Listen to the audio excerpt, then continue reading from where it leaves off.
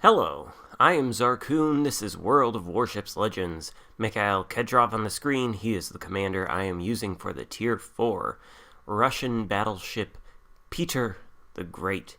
And this is a ship I've wanted to talk about ever since we got the armor viewer. Take a look at the armor on this thing because it's absolutely ridiculous. The fore-end armor belt, 75 millimeters in thickness. There is no battleship in the game that is capable of overmatching this bow armor. Even the legendary Yamato would not be able to do it. So as long as you've got the bow of this ship pointed at any battleship you encounter while playing the Pyotr, then you're going to be just fine. The side armor also pretty robust, pretty thick, 125 to 250 millimeters. You can angle this successfully against anything, including the Yamato probably. So as long as you keep this ship angled, it's an outrageously good tank. There is almost nothing that can be done to it. But does the scheme have any weaknesses? That's the question. And I suppose you could kind of say it has some weaknesses. For example, the fore-end deck plating here, 19 millimeters. Theoretically, if you had battleship caliber AP coming down in plunging fire onto this little part of the ship, it could penetrate that armor and do full penetration damage. But I think it'd be pretty hard to aim at this little point from far away and get the plunging fire. Now, if you're going to try to kite away in this ship, I'd advise doing against that. You can see that 19 millimeter plating is right there on the stern. That's going to be overmatched by any battleship with 356 millimeter guns, and there's a lot of those at Tier 4. Also, we've got these sort of step-looking things on the decks here, 25 millimeters on the glowing green parts. It's possible that battleship caliber AP from the front or the rear could penetrate that, but I think somewhat unlikely. Still, those are the most weakly armored parts. Aside from the superstructure, which is fairly minimal, you can see there's not a lot to shoot if you're facing a target bow on. That obviously can be penetrated by battleship caliber shells and probably cruiser caliber HE. And then the final weakness, which is the same across all Russian battleships, is the very exposed citadel. So you just got to make sure you're angling in this thing and not giving flat broadside, and you'll do just fine. It's a ridiculous tank, and we're going to see that in action in the upcoming game. We're on Archipelago in the Big Pyotr, and we are actually in a division with some people who are my friends on the PlayStation Network, and I do get a lot of questions on the PlayStation Network and elsewhere about, will I division with you? And the answer is probably sure, but probably not anytime soon. I don't division very often. There are ways, though. If you want to join my PlayStation community, it's called Port Xarkun. You can do that. And it's possible I might pop into any divisions that are live on there. You could also join my Discord server. I'll leave a link in the description. Possible that I might go on to the Divisions for PlayStation channel and announce that I'm looking for somebody to come into a division. Or if you have me on the friends list on the PlayStation Network, occasionally I appear online. And when I do, I'll accept the first invite that I get from anybody who wants to send me one. So that's how these guys ended up in a division with me, actually. And we're going out here in this Tier 4 battle, shooting at a Wyoming as our first target. You can see that the guns are very punchy on this Pyotr, and they are more than accurate enough with the build featuring Azerlane Scharnhorst and Andrew Cunningham as commanders. Still think this is a good build for pretty much the entire Russian battleship line, and that's what I use. Now this Wyoming is given broadside. My destroyer division mate in the Okhotnik is in alpha, flipping that, and we get another 9,000 damage salvo against the broadside Wyoming. 3 battleships closing in. There's no reason for me to push in too aggressively yet, But bad things are going to start happening to my team very shortly as I line up another shot on that Wyoming. Unfortunately, I think my division mate there gets spotted. He's got to smoke up, so he loses sight of these battleships. Switching aim to the Texas, who is also fairly broadside. You can see he shoots at me with a full salvo of AP. Does absolutely nothing. We do 13k to him. He can't even touch us. Now, the Wyoming shooting the high explosive, I assume that means he's probably a newer player who hasn't yet discovered the differences between high explosive and armor piercing. Weirdly enough, though, the high explosive might be a better choice to shoot at the Pyotr if it is angled, because as you saw from the Texas, AP going to do absolutely nothing to it.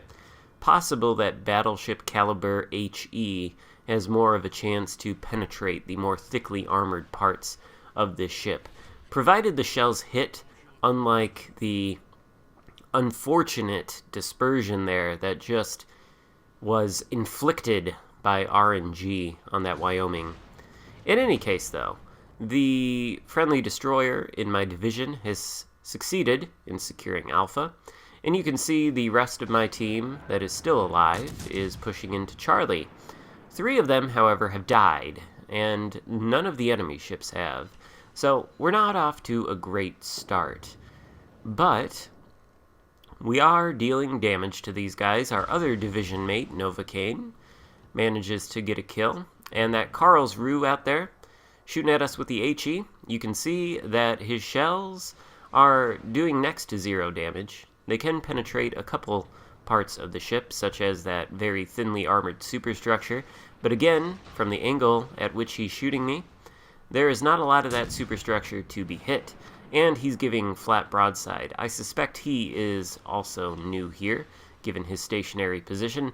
Luckily for him, the guns on the Pyotr are just too powerful, and so they overpen his broadside and deal, fairly minimal damage. Looks like he's been taking some shots, though, from other members of my team, and he's not going to be around for much longer. Still getting good, solid, chunky hits on those battleships out there. No citadels yet, not enough to finish one off, but that's the work of the Pyotr with its powerful Russian guns. It's another good thing about this ship. At closer ranges, it'll tear through Wyoming's, Texas's, New York's, just blap them for ridiculous amounts of damage straight into their citadels. These guns have excellent shell velocity and excellent penetration. In fact, I would go so far to say that the big Pyotr here might be the strongest battleship at Tier 4, and that's including things like the Giulio Cesare, which is also a very strong battleship, but more because of its excellent maneuverability. It's definitely not as well armored as the Pyotr. Its entire bow, I think, is 19 millimeters and can be overmatched. So you do have to think more about armor angling in that particular ship than you do in the Pyotr. And, of course, you get better maneuverability there, so that is nice, but, Wyoming out there, he's only got a sliver of health left, and it's now just down to me and the friendly Okhotnik versus, 6 enemy ships, 2 of which are destroyers. There are just over 9 minutes left to go in the game, and you may be thinking to yourself, how could we possibly win this? Well, we've got Russian bias on our side. We've got the Pyotr the Great that I'm driving, and we've got the Okhotnik that my division mate is driving. And together, we're going to pool our efforts into winning this battle, starting off by my division mate here taking the Bravo cap. But a kamikaze has come up upon him, and the kamikaze is by far the biggest threat left to probably both me and him in this game. So he opens fire on the kamikaze as he slips behind an island. I am following him into this Bravo cap. We've got the other destroyer, another kamikaze right in front of me. Gonna have to kill him if possible. He beaches himself and smokes up, not making it too difficult. All we need are 2 overpens and he goes down. Enemy Pyotr the Great next to me, giving pretty much flat broadside. Hopefully, this will show you what happens if you do that in this ship. Yeah, things are not good if you do that in this ship. We hit him for a citadel. Not quite enough to take him out, which is unfortunate. If we'd been able to fire all of our guns at him, we probably would have. Now we're giving flat broadside to him, though, so this is very risky. He needs to die before he can shoot at us. Shots from the front turrets are out, and that's enough to kill him. Another citadel. Don't even have to look. Cool ships don't look at explosions, right? Big problem, though. We have eliminated 2 of the destroyers instantly, and that 1 battleship. So now it's just 3 battleships. One of them, though, is the Imperator Nikolai IV, also a Russian Tier 4 premium battleship, which seems to be absolutely ridiculously strong as well. So it's Russian bias, as they say, versus Russian bias. Who will win? Well, here's the Nikolai. He's got access to basically my flat broadside. Couldn't see him there, but I had to make this turn. We do pump some armor piercing right into him, take out one of his turrets. He smacks us pretty good there in the side, though. We're probably lucky to not have taken any citadels. And we are crossfired, taking high explosive salvos from, I think, one of the Wyomings on the other side of the map. That's not so much relevant, of course. They're not going to citadel us with high explosive. But we're turning away from the Nikolai. We don't want to keep our stern pointed straight at him due to that 19 millimeters of armor. He can for sure penetrate that and do a lot of damage. We want to get around this island, and we want to take out the Wyomings. That's going to be our best bet. The Wyomings are flipping Alpha. We do hold Bravo and Alpha right now, unless the Wyomings succeed in capturing it. Nobody holds Charlie, and we are ahead on points. So as long as we stop the Wyomings from taking Alpha, and ideally sink them, then we're going to be in great shape to win, and we probably won't have to deal too much with that Nikolai, who doesn't look like he's going to be inclined to give us broadside and make it easier for us. The Wyomings, on the other hand, the same can't quite be said for them. Unfortunately, they're very close to flipping the Alpha cap, and they do, which is not what we want, but ultimately it's 1 cap versus 1 cap, and these Wyomings have absolutely no chance. 8 kilometers away, you can see we just rip through their side armor for lots of damage with 3 full pens and 2 over pens. No citadels, but if he wants to flatten up the angle for me a little bit more, and maybe if I want to aim closer at the waterline, citadels will be scored. Although I doubt we'll need it. He's on such low health. You can see there the Nikolai takes a shot at us from behind and does get some penetrations, either through the very thin stern armor or through those platforms on which the turrets rest with the 25 millimeters of armor that we looked at in the armor viewer. Not sure where those shells are hitting to get damage, but I suspect it's there. This Wyoming firing the armor piercing at us, you can see that his shells do no damage except for the one that bizarrely hits the tail end of the ship and does penetrate. I don't know what kind of dispersion that was. That was crazy, outrageous.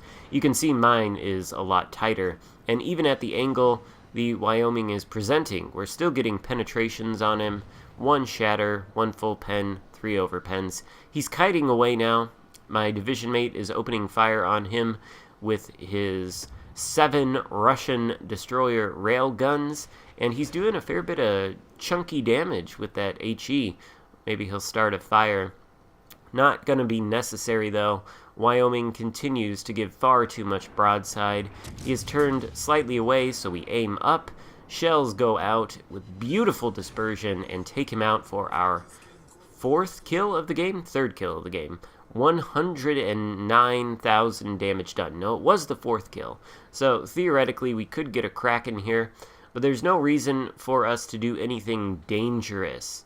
This Nikolai could easily, well, maybe not easily, he could kill us. He certainly has a hit points advantage, and we are angled away from him, which is not ideal. We don't want to continue kiting away because we are exposing the weak parts of our ship.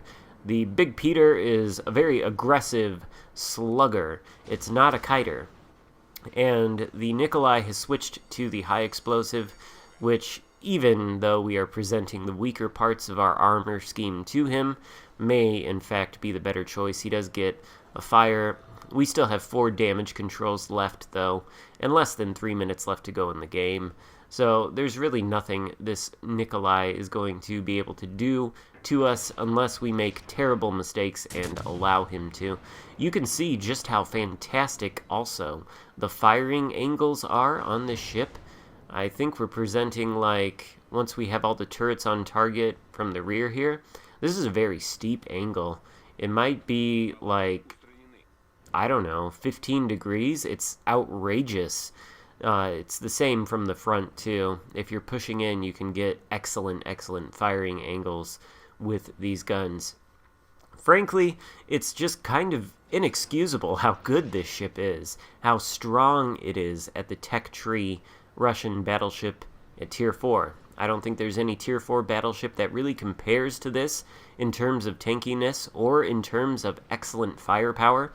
We're up to 117,000 damage done with 4 kills, and this was an uphill battle to climb earlier on. Now it's an uphill battle to climb for the Nikolai, who is determined to get B. We're determined to stop him.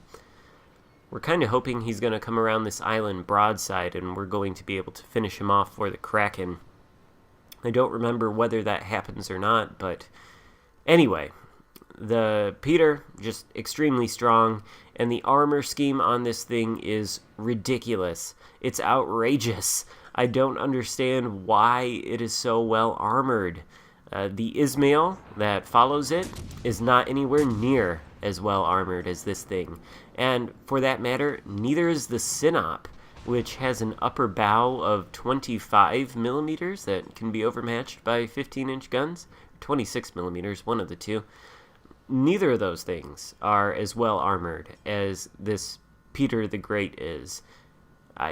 Like I said, even the Yamato cannot overmatch the bow armor on this thing, and that is not true of any Tier 7 battleship in the game, all of which have like 32 millimeters of armor. I guess the Vladivostok has an icebreaker with 32 millimeters and then a lower front belt plate of 100-something millimeters, so Yamato can't overmatch the icebreaker part of the armor, but it can overmatch the 32 millimeter part.